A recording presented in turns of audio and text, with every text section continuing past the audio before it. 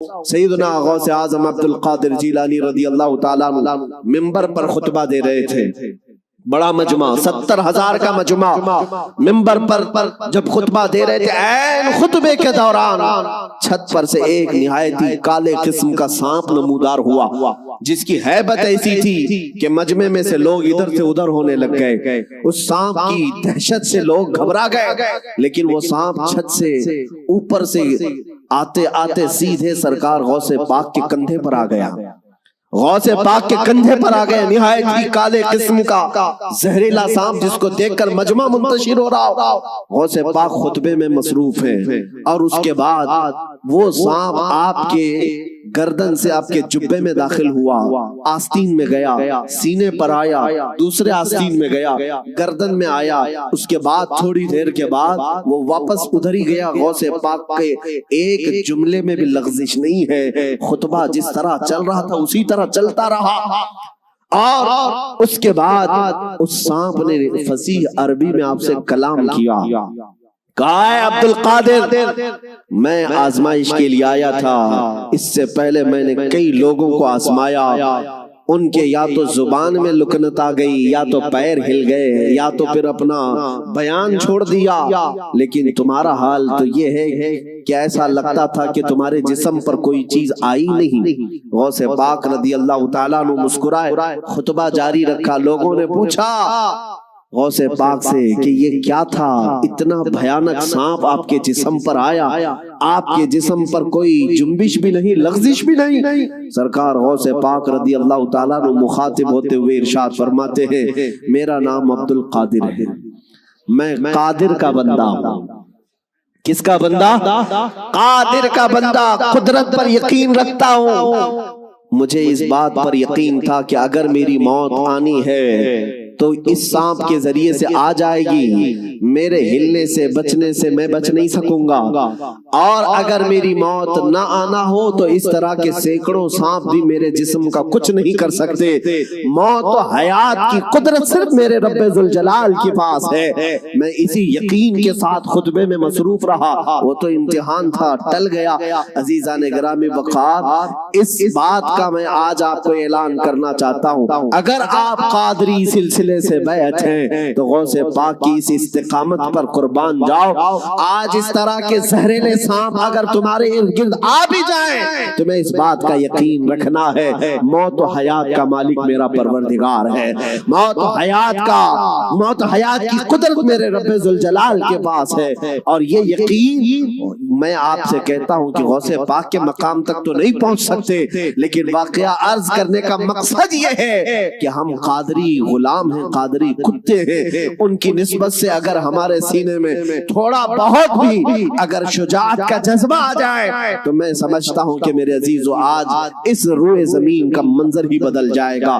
لوگ دیکھ چکے تمہیں ڈرا کر کے، دھمکا کر کے، انہیں یہ اندازہ ہو گیا ہے کہ یہ تھوڑے پیسوں میں بک جاتے ہیں یا خوف سے تھر تھراتے ہیں، ڈر کر کے بھاگ جاتے ہیں، اس لیے دنیا تمہیں ڈراتی ہے، دھمکاتی ہے۔ لیکن جس دن تمہارے قدم ڈگمگانے سے رہ گئے، میں یقین کے ساتھ کہتا ہوں بجلیاں آئیں گی، طوفان آئیں گے، لیکن تمہارا کچھ نہیں ہو سکے گا۔ اللہ کریم تمہارے استقامت پر مدد نازل فرمائے گا، اس لیے کہ قرآن میں وہ کہتا ہے ان الذین قالوا ربنا اللہ ثم استقاموا تتنزل علیہم الملائکہ، بے شک جو لوگ اللہ کو یہ کہتے ہیں کہ ہمارا رب ہے اور پھر اس پر جمے رہتے ہیں، مولا فرماتا ہے ان کی حفاظت کے لیے مولا فرشتے نازل فرماتا۔ جمے رہنا، استقامت، ڈٹے رہنا، یہ آج تمہاری ضرورت ہے میرے عزیزوں۔ طوفان آئیں گے، آندھیاں آئیں گی، لیکن یہ نہیں ہے کہ تم میدان چھوڑ کر بھاگ جاؤ۔ دیکھو موت تو آنی ہے، کسی ہاسپٹل کے بیڈ پر آئے گی یا گھر کی چٹائی پر آئے گی، کہیں نہ کہیں آنا ہے، یا کسی حادثے میں یا کسی بیماری میں۔ لیکن اگر قسمت سے موت اس حال میں آئے کہ میں میرے نبی کا پرچم بلند کر رہا ہوں، نبی پاک کی عزت کی بات کر رہا ہوں، اور اگر اس حال میں موت آئے تو اس موت کا کیا کہنا؟ میرے عزیزوں، بزرگوں نے فرمایا جو ناموس رسالت پر مر جاتا ہے، روح نکلنے سے پہلے وہ اپنے سرانے پر مصطفیٰ کریم کا دیدار بھی کرتا ہے، نبی پاک صلی اللہ تعالی علیہ وسلم کا دیدار کرے گا۔ آج میں آپ کے سامنے دو چند جھلکیاں بتاؤں گا. واقعات کربلا تفصیل سے بیان کرنے کا موقع نہیں ہے. آپ نے 10 روزہ مجالس میں تفصیل سے سن لیا ہوگا. دو چند ان کی جھلکیاں واقعات کربلا.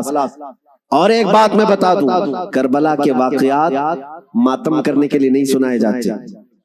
ہاں، صرف اور صرف واویلا مچھانے کے لیے نہیں. غم اپنی جگہ پر میرے عزیزوں، ہم سے زیادہ غم کون کرے گا؟ مولا حسین کا.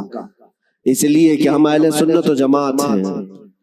ہم سردار نوجوانان جنت کے سردار سیدنا امام علی مقام کی شہادت کا کیا غم نہیں کرتے؟ غم ضرور کرتے ہیں.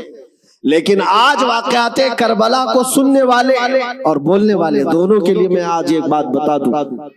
صرف اور صرف رونے دھونے کے لیے واقعات نہیں بیان کیے جاتے، بلکہ ہر بزدل کو جوان شیر بنانے کے لیے واقعات کربلا سنائے جاتے. بلکہ میں تو کہتا ہوں، اگر بیان کرنے کا انداز، میں تو مقرر نہیں ہوں، میں خطیب نہیں ہوں، میرے پاس کوئی انداز بھی نہیں ہے، میں تو اپنی گفتگو کرنے کا عادی ہوں. لیکن اگر سچا غلام حسین کوئی منبر سے بیان کرے، دیکھنا قسم رب ذوالجلال کی 80 سال کا بوڑھا بھی تمہیں 25 سال کا جوان نظر آنے لگ جائے. اس کا جذبہ جوان نظر آئے گا. مولا حسین کے واقعات سننے کے بعد میں آپ کو بتاتا ہوں، سیدنا امام علی مقام مکہ سے نکل کر کے کوفہ جا رہے تھے. بہتوں نے منع کیا آپ کو، لیکن آپ کے سامنے کوفہ کے خطوط موجود تھے. اتمام حجت کے لیے آپ تشریف لے جا رہے تھے.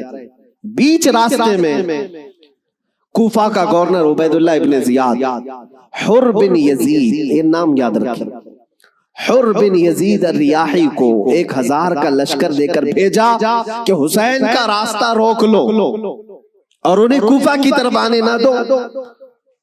دائیں بائیں ادھر ادھر چلاتے رہے. حر بن یزید کوفہ پہنچنے سے کافی پہلے ہی مولا حسین کا راستہ روک لی. توجہ چاہتا ہوں، حر بن یزید کس کی طرف سے آیا؟ وہ سپہ سالار تھا، یزیدی فوج کی طرف سے آیا ہوا. 1000 کا لشکر لے کر آیا. لیکن جب وہ آیا مولا حسین کے پاس، راستہ روک لیا اور کہا ہم آپ کو کوفہ جانے نہیں دیں گے، آپ بغاوت کر رہے ہیں وقت کے خلیفہ امیر المومنین یزید سے. ان کے ذوم باطل میں یہی تھا.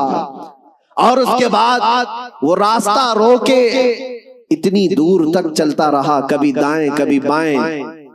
امام حسین ایک جگہ پر جب پڑاؤ کرتے ہیں، ظہر کا وقت ہے، اذان ہوئی، نماز کے لیے جماعت قائم ہو رہی ہے.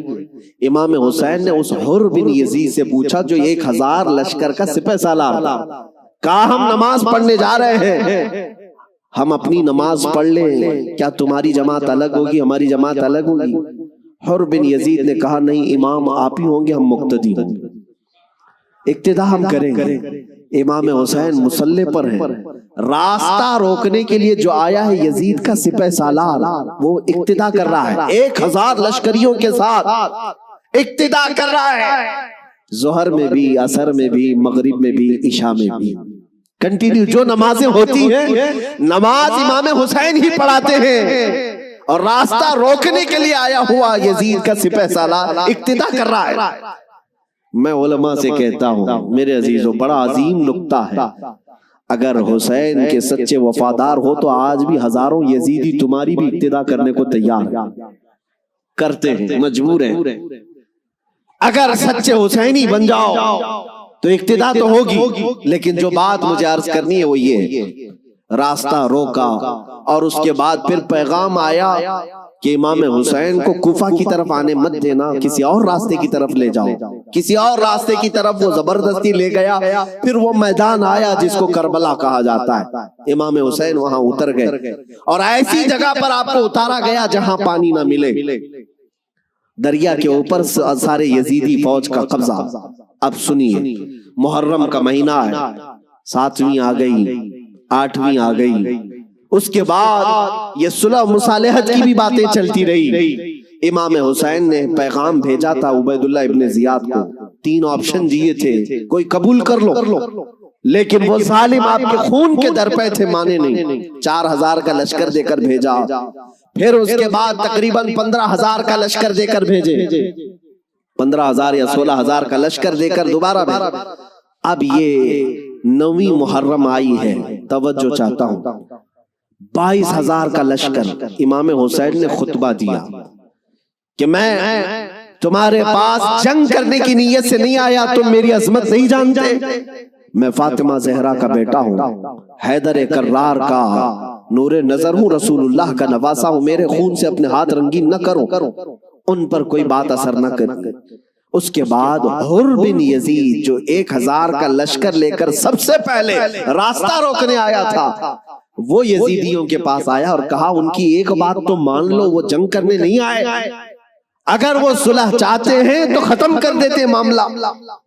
لیکن یزیدی فوج کے جو بڑے سپہ سالار تھے، عمرو بن سعد یا شمر، ان لوگوں نے کہا اے حر، تجھے مصالحت کرنے کے لیے نہیں بھیجا گیا ہے، تجھے فوجی بنا کر بھیجا گیا ہے، لڑنا ہے تو ہمارے ساتھ لڑو ورنہ یہاں سے دفع ہو جاؤ۔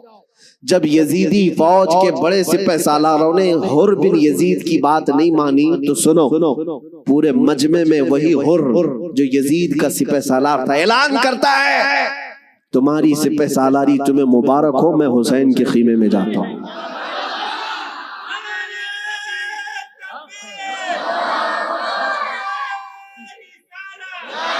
توجہ،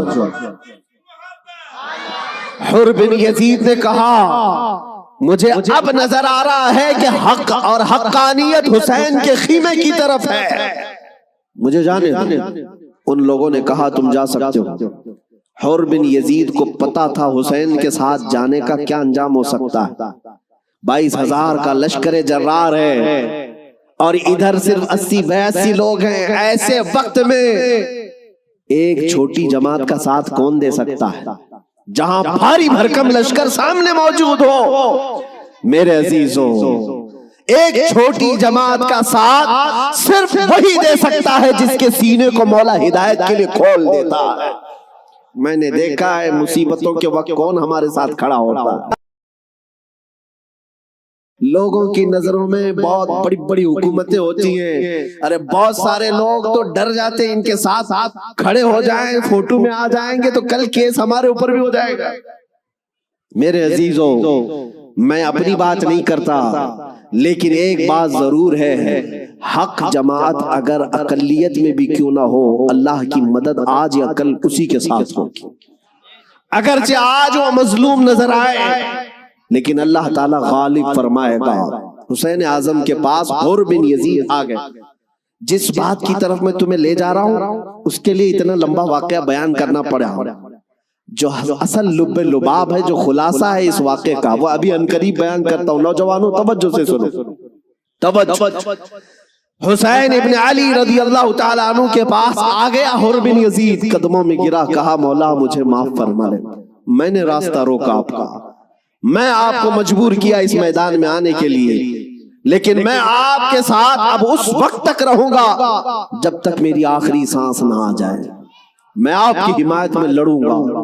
امام حسین نے اس سے کہا حر کہ میں نے تجھے معاف کر دیا، لیکن جا تو اپنے بیوی بچوں کے ساتھ، میری اس چھوٹی جماعت کے ساتھ رہے گا تو جان کا خطرہ ہے۔ حر بن یزید نے کہا میں نے جو راستے میں آپ کے ساتھ کیا اس کا کفارہ جان دینے سے بھی میں سمجھتا ہوں ادا نہ ہو پائے، اس لیے میں آخری سانس تک آپ کے ساتھ رہوں گا۔ رہا ساتھ میں، 10ویں محرم آ گئی۔ اب جو بیان کرنا ہے توجہ سے، جانتے ہیں صبح نکارہ بجا، طبل بجے، ادھر جنگ کی ابتدا ہوئی۔ یزیدیوں کی طرف سے عمرو بن سعد نے پہلا تیر چلایا اور اعلان کیا کہ ہم حسین ابن علی کے ساتھ جنگ شروع کر چکے ہیں۔ جنگ جب شروع ہو گئی، امام حسین رضی اللہ تعالیٰ عنہ کے اہل بیت کو کسی نے اترنے نہیں دیا، جو آپ کے ساتھی تھے، جو آپ کے ساتھ آئے ہوئے تھے، جو اہل بیت سے نہیں تھے۔ 5 صحابی رسول بھی ہیں مولا حسین کے ساتھ، صحابی رسول بھی تھے، وہ جب تک ساتھی رہے خاندان حسین سے ایک کو بھی میدان میں آنے نہیں دیا۔ اور جانتے ہیں اس میدان کربلا میں پہلے اترنے والا کون تھا؟ وہی حر بن یزید، اور کس کی جانب سے؟ امام حسین کی طرف سے۔ ایک بات مولا قدیر و جبار کی تمہیں سمجھنا پڑے گا، اگر وہ ہدایت دینے پر آئے تو کفر کی طاغوتی طاقتوں میں سے بھی کسی کو ہدایت دے کر کے اس کو پاسبان اسلام بنا سکتا ہے، اور کبھی گمراہ کرنے پر آئے تو کعبہ کے قریب رہ کر کے بھی کوئی گمراہ ہو سکتا ہے۔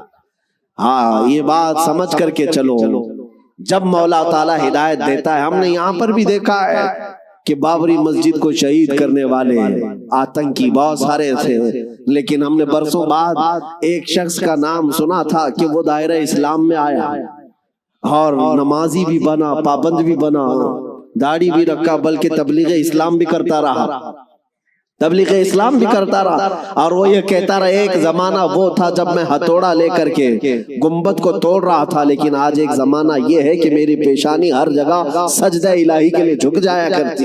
مولا جس کو جہاں سے چاہے ہدایت عطا فرمائے۔ حر بن یزید امام حسین کی طرف سے پہلے میدان میں اترنے والے۔ اب میں آتا ہوں اسی بات پر جس کے لیے میں اتنا لمبا واقعہ آپ کو سنایا۔ مقابلہ دو بدو تھا، ایک کے بعد دیگرے مقابلہ تھا۔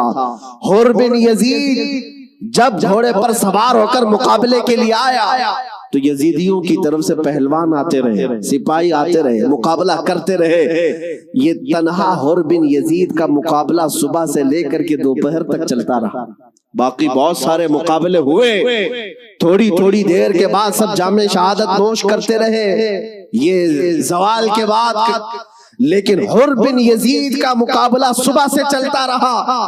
اور میں نے جب تاریخ میں یہ بات پڑھی تو مجھے حیرت ہوئی کہ تنہا حر بن یزید اکیلے گھوڑے پر آیا اور یزیدیوں سے ایک کے بعد دیگرے لڑتا رہا۔ گھنٹوں کے مقابلے کے بعد جن لوگوں کو حر بن یزید نے مارا تھا ان کی لاشیں گنی گئی تو 120 لاشیں پڑی ہوئی تھی۔ یہی بات مجھے کرنا ہے، یہی بات مجھے کرنا ہے۔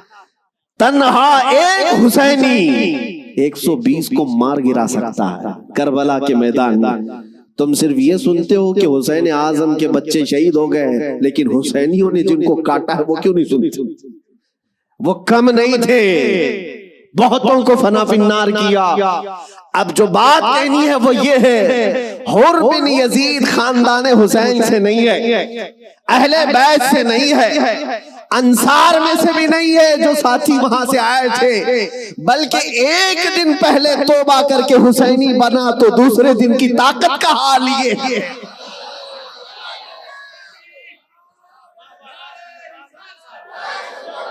اب بات سمجھ میں آ گئی، بات سمجھ میں آ گئی۔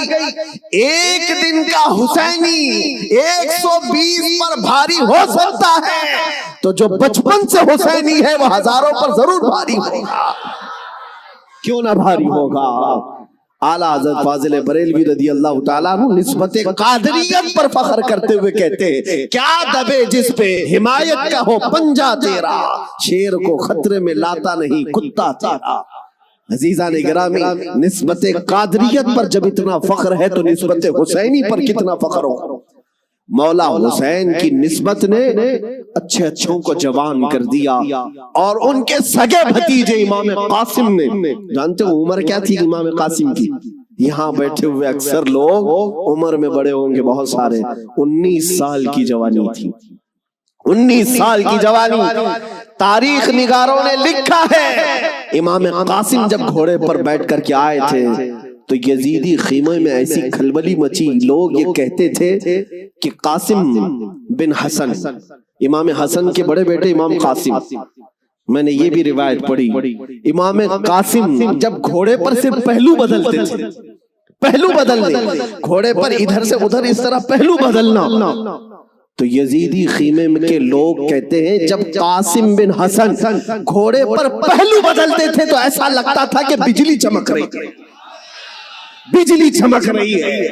یہ خوف سینوں میں ہزاروں کے ہونے کے باوجود کس نے طاری کیا؟ میرے عزیزوں، وہ رب ذوالجلال ہے، غالب حکمت والا، جس نے قرآن میں فرمایا وَلَا تَهِنُوا وَلَا تَحْزَنُوا وَأَنْتُمُ الْأَعْلَوْنَ إِن كُنتُم مُؤْمِنِينَ، تم گھبراؤ مت، پریشان مت ہو، مولا فرماتا تم ہی غالب رہو گے اگر تم سچے ایمان والے ہو، اگر تم میرے مصطفیٰ کریم صلی اللہ علیہ وسلم کے سچے غلام ہو۔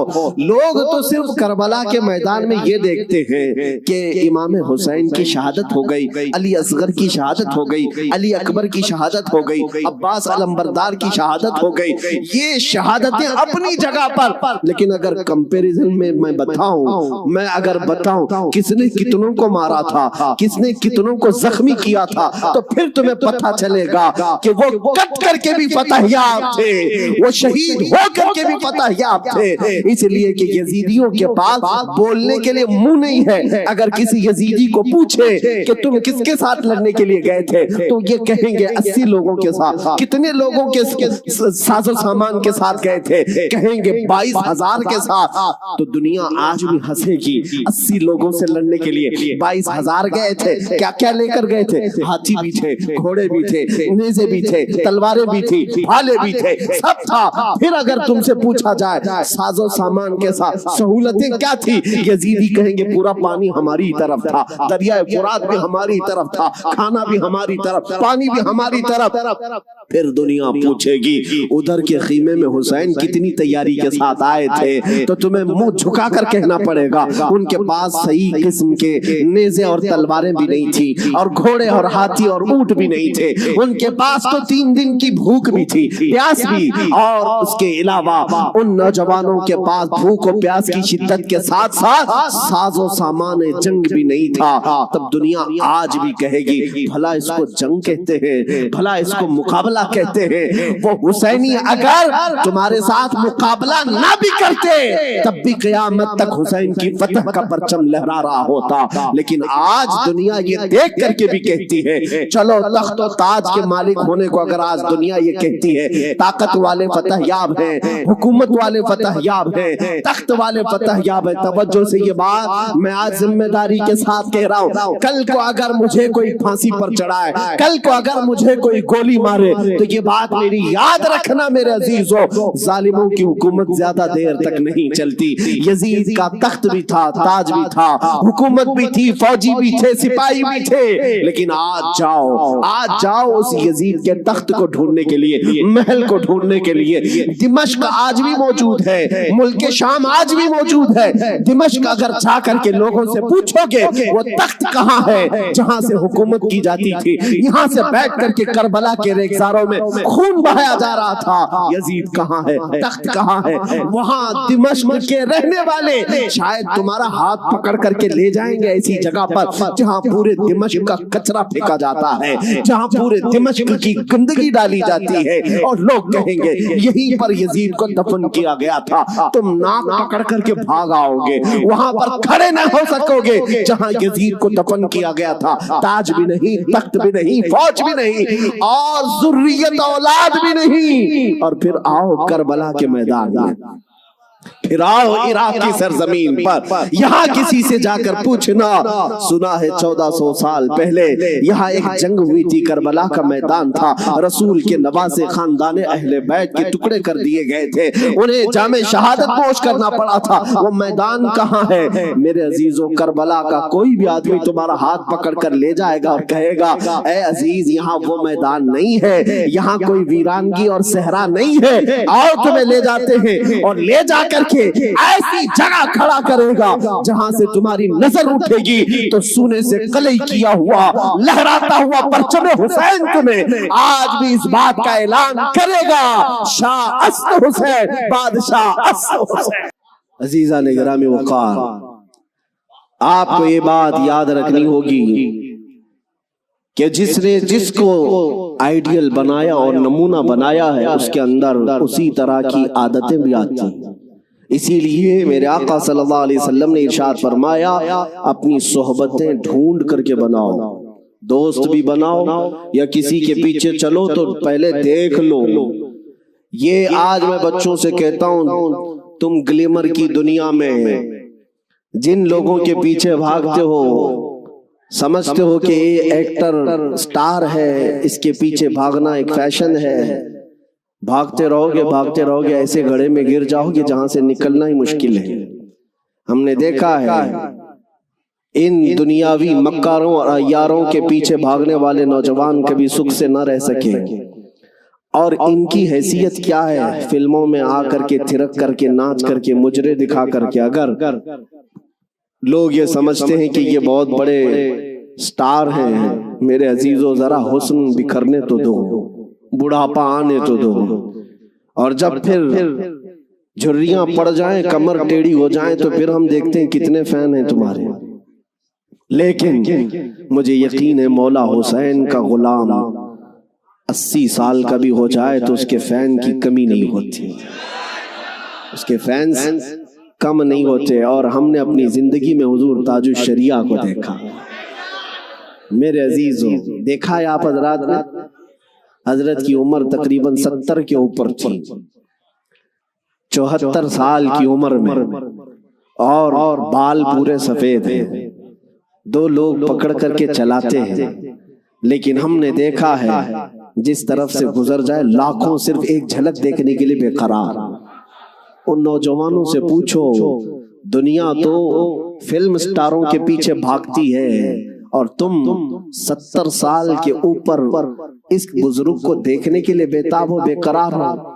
اور حد تو یہ ہے میرے عزیزوں، نہ ان کے آنے کا کوئی پرچار، نہ سوشل میڈیا کا زمانہ، نہ فیس بک، واٹس ایپ اور انسٹاگرام میں ہے ان کے آنے کی جانے کی خبریں، نہ ان کے جلسوں کی خبریں.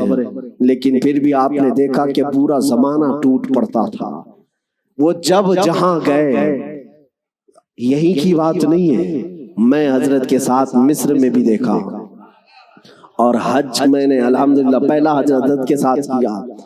طواف کے بعد وہ سادے لباس میں اتر کر کے نیچے اپنی کار میں بیٹھنے کے لیے آ رہے ہیں، ویل چیئر پر ہے. لیکن ایسے لوگوں کو میں بھاگتے ہوئے دیکھا جو ہندوستانی بھی نہیں، پاکستانی بھی نہیں، بنگلہ دیشی بھی نہیں. ترکی کی عورتیں اور ترکی کے مرد آپ سے مصافحہ کرنے کے لیے، دیکھنے کے لیے بھاگتے ہوئے پیچھے تک آئے. میرے عزیزو ترکی میں جمال کم نہیں، ترکی میں خوبصورتی کم نہیں. ہر آدمی گورا ہے، ہر آدمی خوبصورت ہے. اگر کوئی یہ سمجھتا ہو کہ حضور تاج الشریعہ کو لوگ اس لیے دیکھنے کے لیے آتے تھے کہ نہایت ہی رنگ کے آپ حسین و جمیل تھے، میرے عزیزو ترکیوں کے پاس حسن ہے، شامیوں کے پاس حسن ہے، مصریوں کے پاس حسن ہے، لیکن ان کو بھی ہم بے تاب و بے قرار دیکھا ہے. ہم نے دیکھا ہے اسی وقت ہم نے، میرے پڑھنے کا زمانہ تھا، ان ترکیوں سے میں نے پوچھا تھا، وہ صحیح طریقے سے عربی بھی نہیں جانتے اور صحیح طریقے سے انگلش بھی نہیں جانتے، لیکن ٹوٹی پوٹی جو بھی ان کو عربی آتی. ہم نے پوچھا ان کو جانتے ہو، ان کو جانتے ہو، ان کو ملنے کے لیے تم دوڑے آئے؟ کہا جانتے تو نہیں. فوٹو میں کبھی دیکھا؟ فوٹو تو ہوتا ہی. کہیں کوئی ویڈیو دیکھا؟ نہیں. پھر کیوں؟ کہتے ہم نے طواف میں بیٹھے بیٹھے دیکھا، ان کی طرف ہمارا دل کھینچا جا رہا تھا. میرے عزیزو جو حسین اعظم کا غلام ہو، غوث پاک کا سچا غلام ہو، مولا کریم اس کے چہرے میں یہ کشش رکھتا ہے، چاہے وہ 80 سال کا ہو یا 90 سال کا ہو، وہ دنیا کو اپنی طرف کھینچ لیتا ہے، وہ کھینچ لیتا ہے.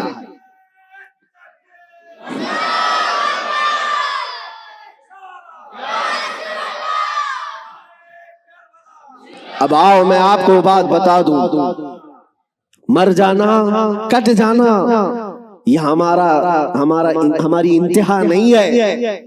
اگر کوئی یہ سمجھتا ہے کہ ہمیں پھانسی دے کر کے یہ ختم کر دے گا تو اس کی خام خیالی ہے. یہاں پر انگریزوں کا دور تھا، 100 سال تک یہ اتنا ظلم کرتے رہے. ہندوستان میں آج بھی وہ تاریخ رقم ہے، لیکن سب سے زیادہ انہوں نے اگر کسی پر ظلم کیا تو مسلمانوں پر ظلم کیا ہے انگریزوں نے.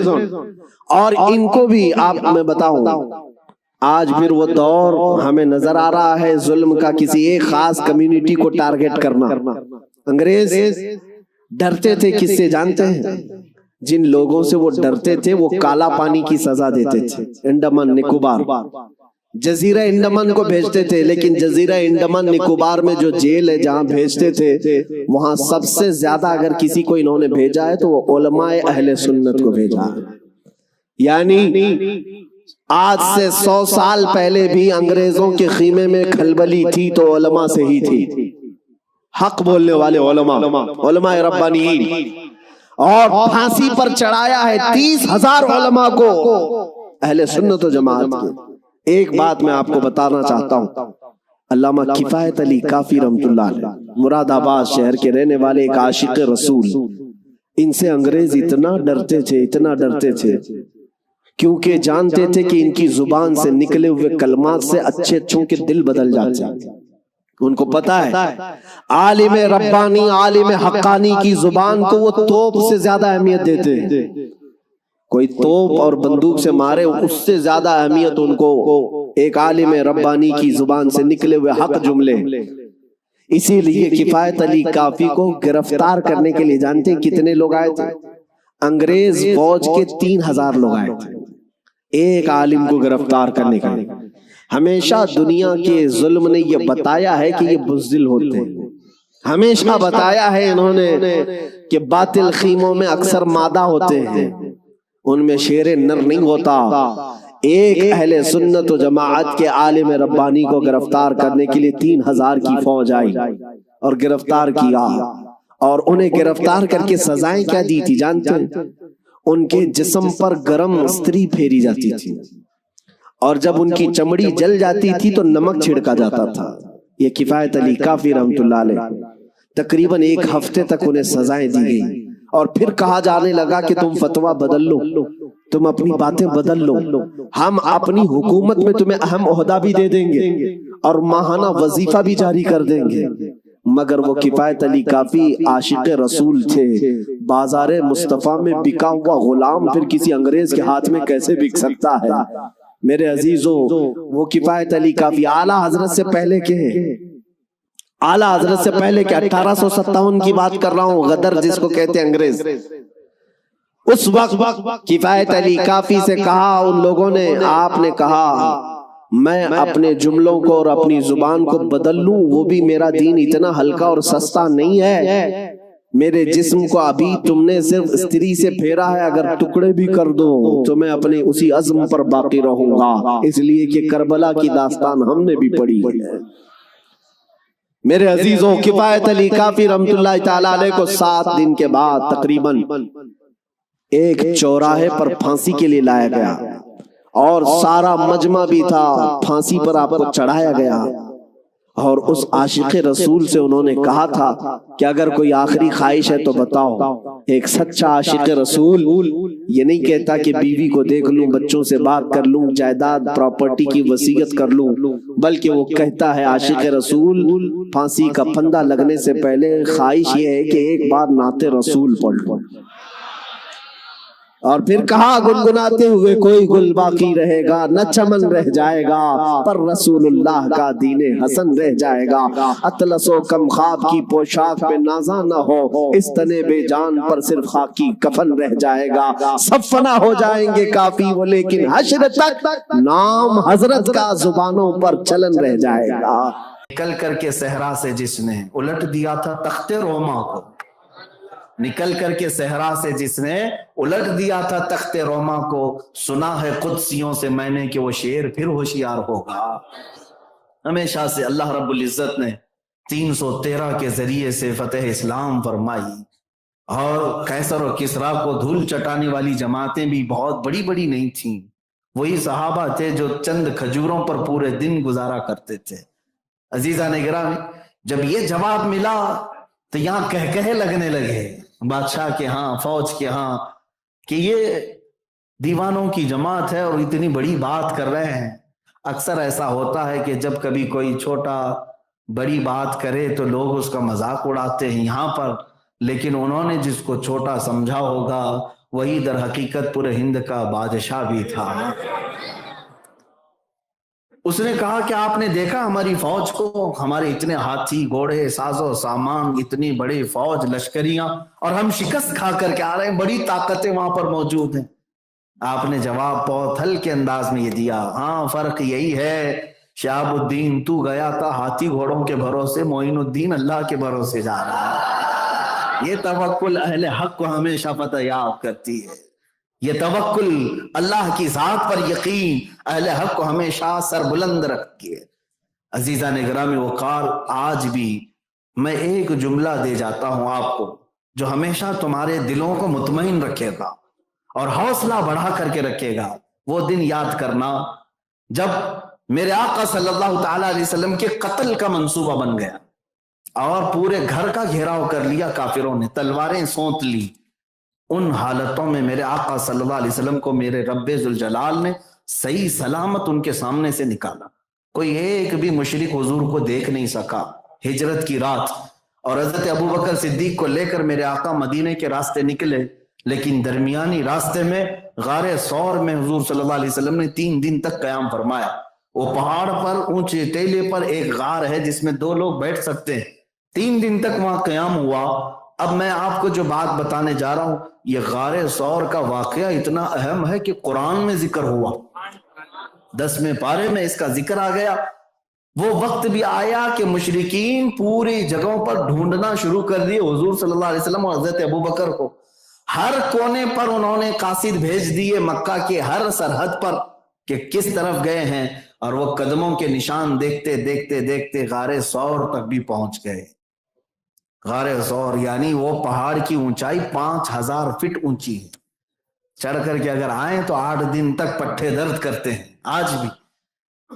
میرے عزیزو، غار ثور تک پہنچ گئے، اور حضرت ابوبکر صدیق فرماتے ہیں مجھے ان مشرکین کے پیر نظر آنے لگے، ان کی آہٹ بھی محسوس ہو گئی۔ یہاں تک قریب آ گئے، یہ 2 لوگ ہیں اور وہ ایک پوری جماعت آئی ہے، اور بری نیت سے آئے ہیں، گرفتار کریں گے، قید کریں گے، ماریں گے، کچھ بھی کر سکتے ہیں۔ اللہ تبارک و تعالیٰ کو جب حفاظت فرمانا ہے تو حفاظت کسی بھی انداز سے کرتا ہے۔ روایتیں بتاتی ہیں کہ ایک مکڑی نے جالا بنا اور ایک کبوتری نے انڈے دیے، اور وہ دیکھ کر کے وہ مشرکین یہ سمجھ گئے کہ برسوں سے یہاں کوئی شخص آیا نہیں ہے۔ ایک مکڑی کا جالا، ظاہر سی بات ہے اگر کوئی آیا ہوگا تو یہ جالا ٹوٹ چکا ہوتا، تو وہ وہاں سے الٹے پاؤں واپس ہو رہے تھے۔ لیکن جو غار کے اندر کا ماحول تھا وہ قرآن نے بیان کیا۔ وہ کیا تھا؟ صدیق اکبر کا دل بے چین ہونے لگا، اپنی جان نہیں، مصطفیٰ کی جان، حضور کی ذات کو فکر کرتے ہوئے کہ کہیں کوئی کافر غزن نہ پہنچائے۔ آپ گھبرانے لگے بار بار کہ یہ قریب آ گئے، قریب آ گئے، ان کے پیر نظر آنے لگے۔ تب میرے آقا صلی اللہ علیہ وسلم نے ان کے سینے پر ہاتھ مار کر ایک جملہ فرمایا، وہ جملہ قرآن پاک میں آ گیا ہے۔ میرے آقا صلی اللہ علیہ وسلم نے فرمایا لا تحزن ان اللہ معنا، اے ابو بکر گھبرا مت، اللہ ہمارے ساتھ ہے۔ یہ جملہ ایسا تھا کہ حضرت ابو بکر صدیق فرماتے ہیں پھر اس کے بعد زندگی بھر مجھے کسی چیز سے کبھی خوف نہیں ہوا۔ مسلمانوں، یہ جملہ یاد رکھو، جب کبھی کوئی آفت آئے تو یہی کہنا لا تحزن ان اللہ معنا، کوئی گھبراؤ مت۔ اپنے بچوں سے بھی یہی کہنا بچے گھبرانا مت، اللہ ہمارے ساتھ ہے۔ کس کے جو بندے اس کو اکبر کہتے ہوں صبح سے شام تک، کیا اللہ ان کے ساتھ نہیں ہے؟ اللہ کو اکبر کون پکارتا ہے؟ مسلمان پکارتے ہیں۔ اس کے کلام کی تلاوت کون کرتا ہے؟ مسلمان کرتے ہیں۔ اس کی عبادتیں، اس کا رکوع، اس کا سجدہ کون سی جماعت کرتی ہے؟ مسلمان کرتے ہیں۔ اس رب ذوالجلال کے احکام پر آج دنیا میں کون عمل پیرا ہے؟ یہ مسلمان ہے۔ تم خوش نصیب ہو تو کیا اللہ تمہارے ساتھ نہیں ہے؟ اللہ تمہارے ساتھ ہے، لیکن کچھ مصیبتیں آتی ہیں تو یہ ہماری شامت اعمال ہے، ہمارے برے اعمال کی وجہ سے ہے، لیکن پھر بھی ہمیشہ یہ توکل رکھو اللہ ہمارے ساتھ۔ اب حضور پاک کی محبت کی بھی بات، دونوں چیزیں ساتھ میں ہونی چاہیے، اللہ کا توکل اور حضور کی محبت۔ یہی مسلمان اہل حق کے لیے وصف خاص ہے، یہ امتیاز ہے جو تمہیں فرق کرتا ہے دوسری جماعتوں سے۔ الحمدللہ جن کے دلوں کے اندر یہ 2 چیزیں ہیں، اللہ کا توکل اور رسول پاک کی محبت، وہ چہرے بھی پہچانے جاتے ہیں۔ الحمدللہ وہ چہرے بھی پہچانے جاتے ہیں، چہروں سے دیکھ کر کے بھی پتہ چلتا ہے اہل حق کی جماعت کون سی ہے۔ یہی کی بات نہیں کر رہا ہوں، عرب والے بھی کہتے ہیں، عرب والے بھی، امریکہ والے بھی، یورپ والے بھی، بلکہ پچھلی تقریر میں نے یہ کہا تھا نا، ایک ہمارے مسلک اور مذہب سے تعلق نہ رکھنے والے شخص نے بھی کہا اس زمانے میں حضور سے جو صحابہ محبت کرتے تھے ویسی محبت دیکھنا ہے تو بریلویوں میں دیکھو۔ ان کی زبانوں سے بھی اللہ نے یہ کہلوایا، اس کا مطلب یہ ہے کہ یہ محبت تمہارے چہروں کی رونق ہے۔ حضور سے جو تم بے انتہا محبت کرتے ہو، یہ چہروں کی چمک ہے جو تمہیں خاص کرتی ہے. میں عمرے کے سفر میں ایک شخص سے ہماری ملاقات ہوئی جو اہل سنت و جماعت سے نہیں دوسری جماعت سے ہے. اپنا ایک دردناک واقعہ پیش کرتے کرتے ایک بات انہوں نے یہ بیان کی تھی جو میں عرض کر رہا ہوں. کہا کہ میں اکثر ایسا ہوتا کہ راستے میں جب بھی جاؤں کہیں پر بھی نماز پڑھ لیتا ہوں جو بھی مسجد مل جائے, لیکن مفتی صاحب ایک بات ہے کہ میں مسجد میں جاتے ہی پیچھے سے دیکھ کر کے بھی سمجھ جاتا ہوں کہ ہماری کون سی ہے, ان کی آپ کی کون سی ہے. لوگ سجدے میں ہیں, رکوع میں ہیں یا قیام میں ہیں تو وہ کہتے ہیں کہ آپ کی جو بریلویوں کی مسجد ہے, جماعت ہے, پیچھے سے دیکھ کر کے پہچان لیتا ہوں اور میں قدم بھی پیچھے لے کر چلا جاتا ہوں, کیونکہ دوسروں کو وہاں تکلیف ہوتی جو بھی ان کے معاملات ہے.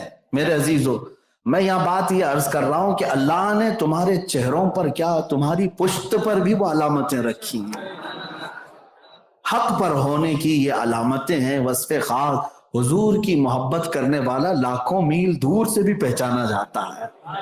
وہ کہیں پر بھی رہتا ہو لیکن لوگوں کے دلوں پر راج کرتا ہے, اس سے لوگ جڑتے ہیں, محبت کرتے ہیں. یہ وصف خاص ہے جو تمہیں باطل جماعت سے امتیاز پیدا کرتا ہے. ایک بات یاد رکھیں, اللہ کے نبی صلی اللہ تعالی علیہ وسلم سے محبت کرنے والا بظاہر کچھ تکلیفوں میں آ سکتا ہے, جیسے کہ میں نے اس سے قبل بھی کہا تھا, اسے مارا تو جا سکتا ہے لیکن مردہ کبھی نہیں کیا جا سکتا.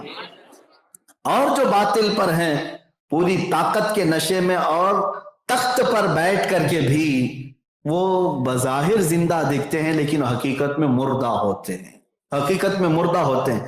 نہ ہمیں آج ابو جہل کا کوئی پرسان حال نظر آتا ہے, نہ اس کی خیریت پوچھنے والا, نہ ہی یزید کا کوئی ساتھی نظر آتا ہے, نہ اس کی اولاد نظر آتی ہیں, کچھ نہیں.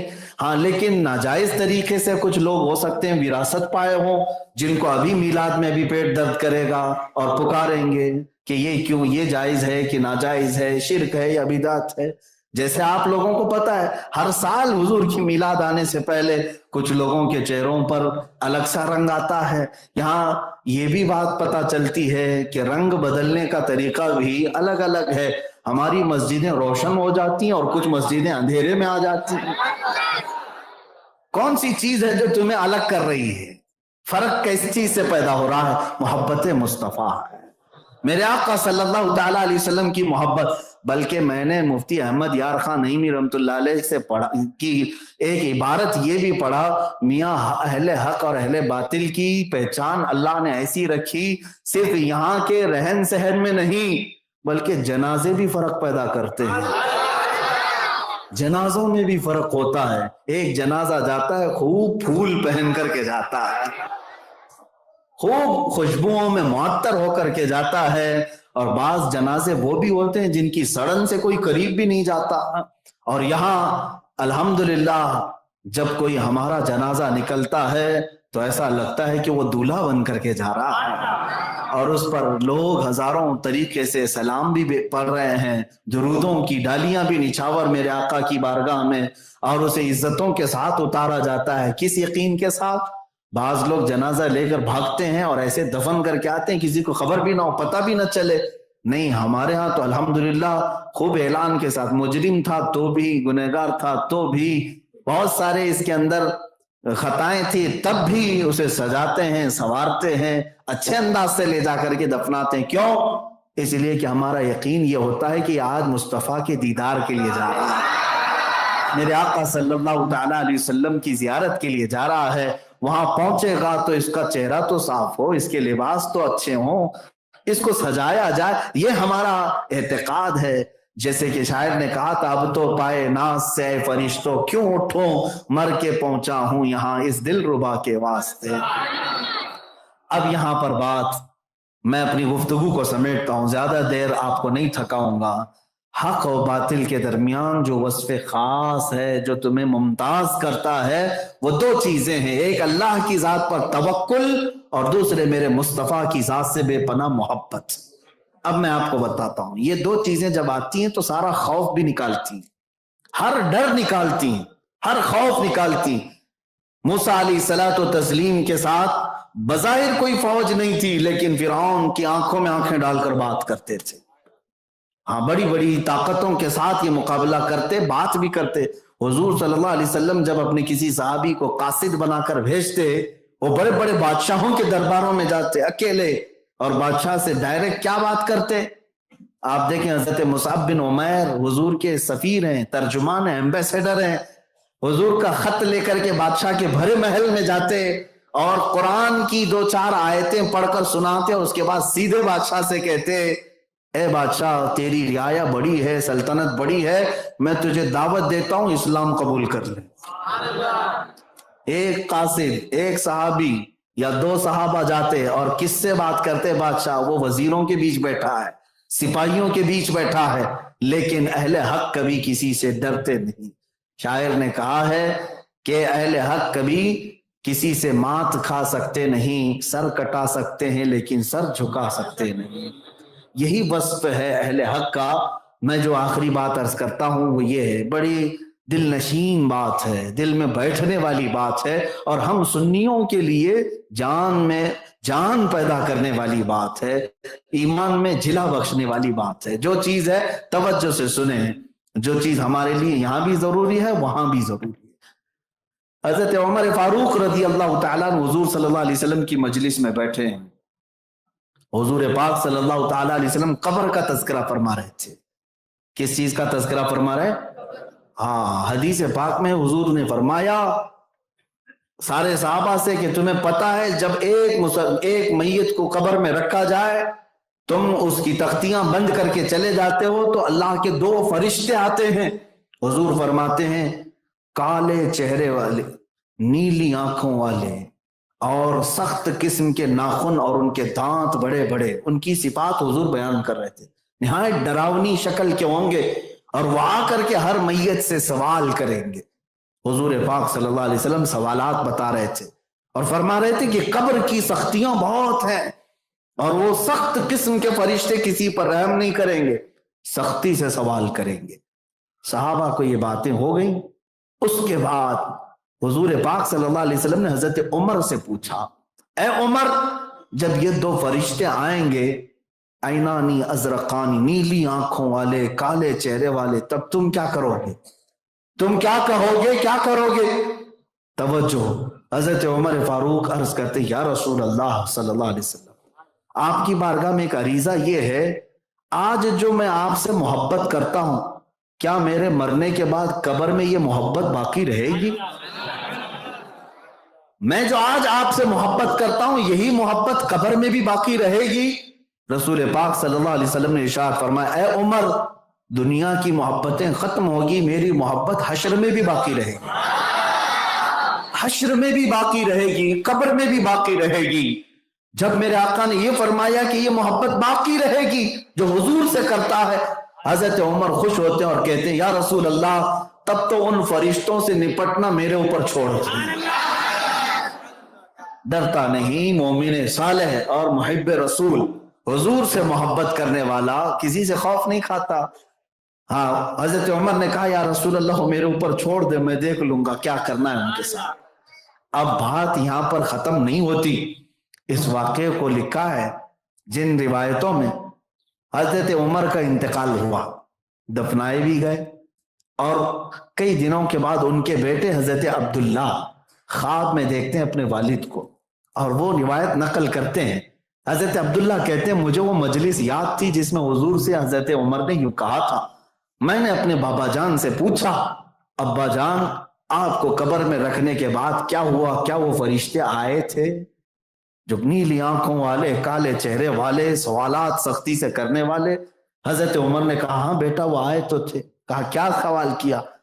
وہ آئے اور مجھے اٹھایا اور انہوں نے کہا، من ربک، تمہارا رب کون ہے؟ تمہارا رب کون ہے؟ حضرت عمر کے بیٹے پوچھتے ہیں آپ نے جواب کیا دیا؟ حضرت عمر کہتے ہیں میں نے ان سے پوچھا تمہارا رب کون ہے؟ میں نے ان سے پوچھا تمہارا رب کون ہے؟ وہ فرشتے ایک دوسرے کو دیکھنے لگے، یہ کون ہے جو ہم سے سوال کرتا ہے؟ یہ کون ہے جو ہم سے سوال کرتا ہے؟ تب ان فرشتوں میں سے ایک نے کہا، چھوڑ دو اس کو، یہ صاحب رسول اللہ ہے۔ چلو ہم دوسروں کی طرف چلتے ہیں، اور ان فرشتوں نے وہاں سے اپنا سفر دوسری طرف کر لیا۔ یہ محبت مصطفیٰ ہے جو ہر خوف سے آزاد کرتی ہے۔ میرے عزیزو، قبر تو قبر ہے، حشر بھی ہمارے لیے اسی امید پر ہے۔ جانتے ہیں ہم کہ جس کے ہم ثناخواں ہیں آج، وہ بھی تو وہاں ہوں گے۔ جن کے ہم آج محبت کرتے ہیں وہ بھی تو وہاں ہوں گے۔ میرے عزیزوں، میں نے دیکھا ہے بعض لوگوں کو جب یہ پتہ چل جائے کہ فلاں محفل کا سرکردہ لیڈر یہ آدمی ہے، تو لوگ اس کی آؤ بھگت میں لگ جاتے ہیں کہ ذرا صدر صاحب کون ہے معلوم کر لیں، کیونکہ مین سیٹ پر بیٹھنے کا موقع مل جائے۔ صدر صاحب کے آگے پیچھے جائیں، 1-2 دن پہلے سے ان سے ملاقات کرتے رہیں، کہیں کوئی بڑی جلسے ہو رہے ہوں نیتا لوگوں کے لیے، خاص طور پر جہاں پر وہ لوگ اس طرح کا سورس لگاتے رہتے، کون ہے ارینج کرنے والا، مین آدمی کون ہے، ڈھونڈ ڈھونڈ کر کے لوگ جاتے ہیں۔ ایک چھوٹی مجلس جو صبح سے شام میں ختم ہوتی ہے، اس کے لیے سورس لگائے جاتے ہیں، ٹکٹ کہیں سے مل جائے، کون ہے آدمی جو دینے والا۔ میرے عزیزو، یہ دنیا کے جلسوں میں اور یہاں کی محفلوں میں سورس لگاتے ہو، اس کو راضی کرنے کی کوشش کرتے ہو، اور تمہیں یہ خبر نہیں ہے پورے محشر کا میدان کس کے لیے سجایا جا رہا ہے۔ کون ہے وہاں کا دولہا جس کو امام اہل سنت فاضل بریلوی نے فرمایا ہے، خلیل و نجی مسیح و صفی سبھی سے کہیں نہ بنی، خلیل و نجی مسیح و صفی سبھی سے کہیں نہ بنی، یہ بے خبری کی خلق پھری کہاں سے کہاں تمہارے لیے۔ اور میرے عزیزو، اعلیٰ حضرت فاضل بریلوی رضی اللہ تعالیٰ عنہ کے اس فرمان کا دوسرا مفہوم میں یہ بھی عرض کروں کہ ہم جن کے ثناخواں ہیں وہ بھی تو وہاں ہوں گے۔ آج ہم ان سے محبت کریں اس بنیاد پر کہ فقط اتنا سبب ہے انعقاد بزم محشر کا۔ قیامت کیوں ہے؟ اللہ رب العزت سب کے حساب جانتا ہے، کیا وہ نہیں جانتا کہ کون صحیح ہے کون غلط ہے؟ ہمارے گناہوں کو بھی وہ دیکھ رہا ہے، نیکیوں کو بھی دیکھ رہا ہے۔ مرنے کے بعد سیدھا اٹھا کر کے نیک لوگوں کو جنت میں ڈال دیتے، بروں کو جہنم میں ڈال دیتے؟ نہیں، وہاں پر ایک میدان میں کھڑا کیا جا رہا ہے، سب کو ان کا کچا چٹھا کھولنا ہے، اور سارے لوگوں کو ان کے اعمال بتانے کا حکم بھی ہے کہ سب کے سامنے پڑھ کر کے سناؤ۔ یہ سب ہے، حساب کتاب ہے، سفارش چل رہی ہے، شفاعت ہو رہی ہے، یہ سب معاملہ اے اللہ تو قادر مطلق ہے، ہر ایک کو جانتا ہے، ہر ایک کو پہچانتا ہے۔ سیدھے قبر سے اٹھا کر جنت میں ڈال دیتا اور جہنم میں پہنچا دیتا؟ نہیں، جس کے متعلق امام زمن فاضل بریلوی کے برادر گرامی حسن رضا خان رحمۃ اللہ علیہ فرماتے ہیں، فقط اتنا سبب ہے انعقاد بزم محشر کا کہ ان کی شان محبوبی دکھائی جانے والی ہے۔